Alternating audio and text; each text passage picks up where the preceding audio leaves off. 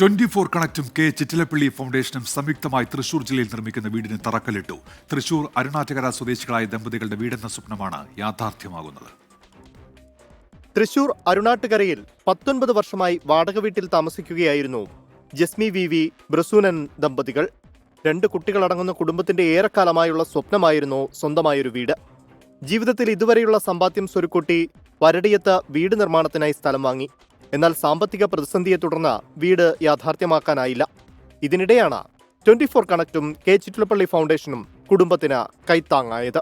12 വർഷം ഞാൻ ഈ സ്ഥലം മേടിച്ചിട്ടിട്ട് എനിക്ക് വീട് പണിയാൻ പറ്റാത്ത അവസ്ഥയായിരുന്നു. എനിക്ക് ഒരുപാട് നന്ദിയുണ്ട്, ഒരുപാട് കടപ്പാടുണ്ട്. എന്ന് വെച്ചാൽ വീട് എന്ന് പറയുന്നത് ഏറ്റവും വലിയൊരു സ്വപ്നമായത് ഒരു മനുഷ്യൻ്റെ.